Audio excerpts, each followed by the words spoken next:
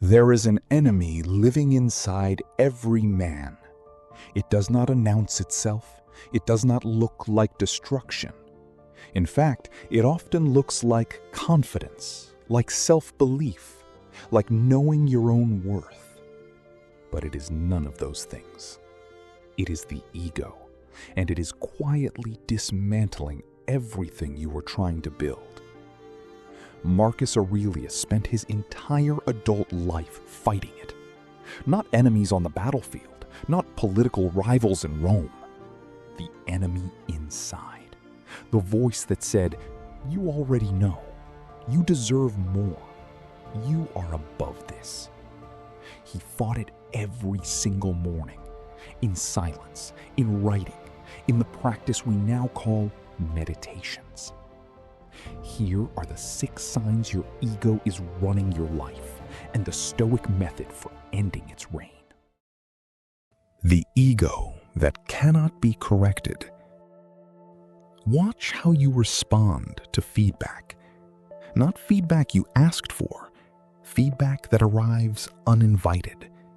The colleague who points out a flaw, the mentor who tells you you're wrong, the results that contradict your assumptions.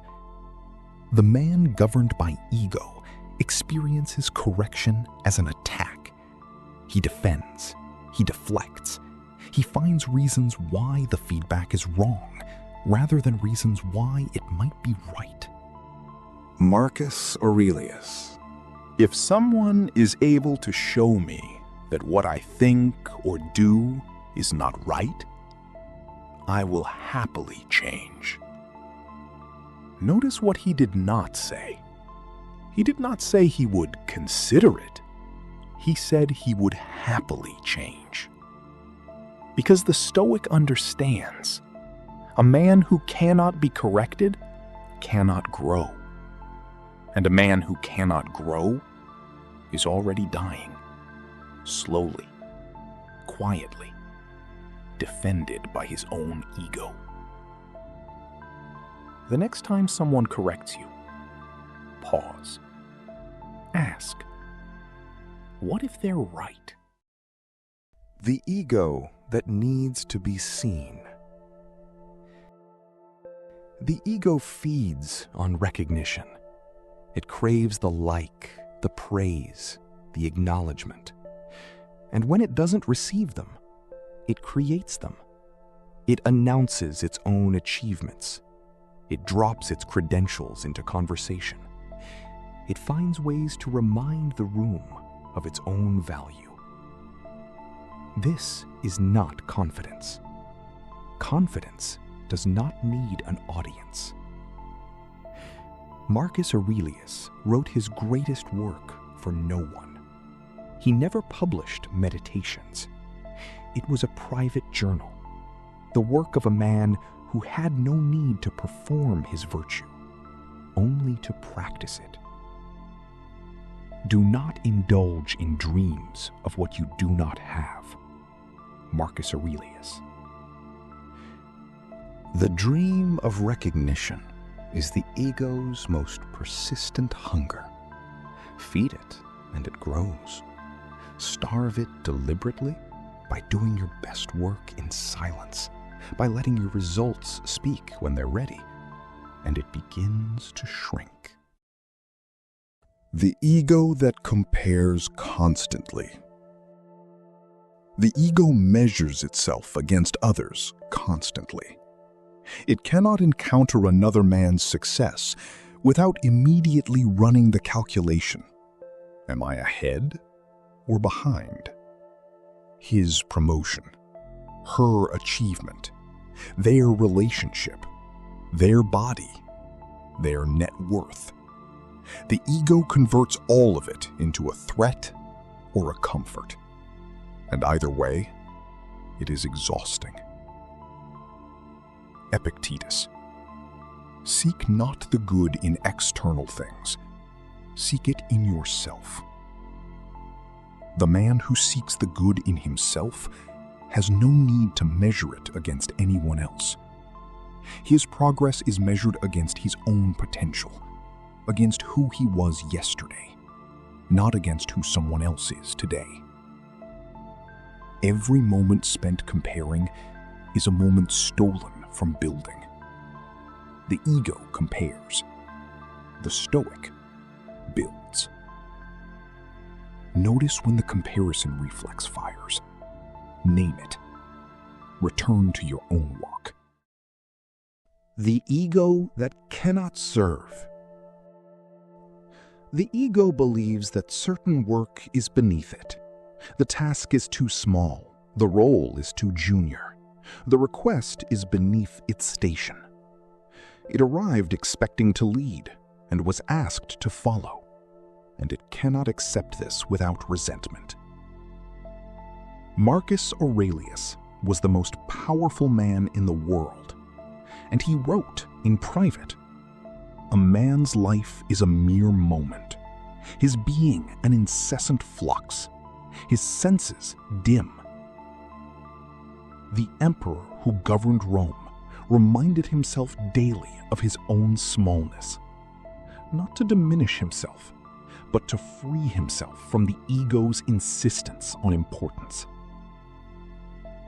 The man who can do any work without resentment, who can lead when asked to lead and serve when asked to serve, is free. The man who can only do the work his ego considers worthy is a slave to his own pride. The ego that avoids hard things. The ego protects its self-image above all else. And the surest threat to a flattering self-image is failure. So the ego avoids the things that might produce failure. It chooses the certain over the challenging, the comfortable over the necessary, the thing it knows it can do over the thing it needs to learn. It calls this wisdom. It is cowardice. Seneca: "It is not because things are difficult that we do not dare. It is because we do not dare that they are difficult." The Stoic moves toward difficulty deliberately, not because he enjoys suffering, but because he knows that every hard thing he avoids is a ceiling placed on his growth by his own ego. Do the hard thing, especially when the ego says you're not ready. The Stoic method: how to kill it daily. The Stoics did not believe the ego could be killed once and permanently. They believed it required daily combat. Marcus Aurelius's method was simple and brutal. Every morning, remind yourself of your smallness.